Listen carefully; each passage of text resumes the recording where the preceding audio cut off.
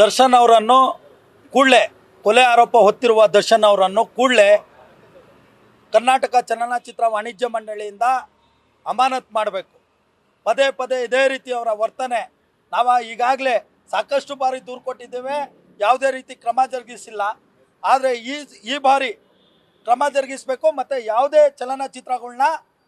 ಅವರ ಚಲನಚಿತ್ರಗಳನ್ನ ಬಿಡುಗಡೆ ಮಾಡಲಿಕ್ಕೆ ಅವಕಾಶ ಮಾಡಿಕೊಡಬಾರ್ದು. ಆ ಉದ್ದೇಶ ಇಟ್ಕೊಂಡು ಇವತ್ತು ದೂರು ಕೊಟ್ಟಿದ್ದೇವೆ. ಕೊಲೆ ಆರೋಪ ಹೊತ್ತಿದ್ದಾರೆ ದರ್ಶನ್. ಇವತ್ತು ಬಡ ಕುಟುಂಬ ರೇಣುಕಾಸ್ವಾಮಿ ಅವ್ರನ್ನ ಕೊಲೆ ಮಾಡಿರುವ ಆರೋಪ ಹೊತ್ತಿದ್ದಾರೆ. ಅವರ ಪತ್ನಿ ತುಂಬು ಗರ್ಭಿಣಿ, 3 ತಿಂಗಳು ಗರ್ಭಿಣಿ ಇದ್ದಾರೆ, ಹೊಟ್ಟೆಯಲ್ಲಿ ಒಂದು ಜೀವ ಇಟ್ಕೊಂಡಿದ್ದಾರೆ. ಇವತ್ತು ಗಂಡ ಇಲ್ಲದಂಥ ಪರಿಸ್ಥಿತಿ ನಿರ್ಮಾಣ ಆಗಿದೆ.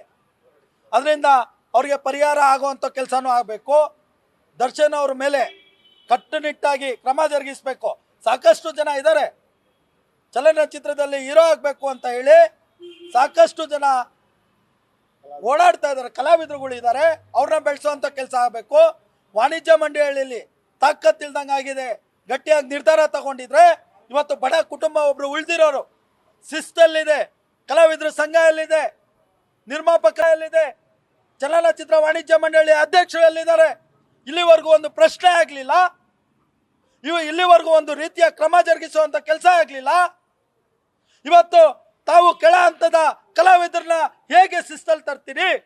ಹಾಗಾದ್ರೆ ವಾಣಿಜ್ಯ ಮಂಡಳಿನ ಮುಚ್ಚುವಂಥ ಕೆಲಸ ಆಗಬೇಕು. ಇವತ್ತು ಇಡೀ ಕರ್ನಾಟಕದ ಜನತೆಯ ಗೌರವನ ಹಾಳು ಮಾಡಿರುವಂಥ ಕೆಲಸ ಆಗಿದೆ.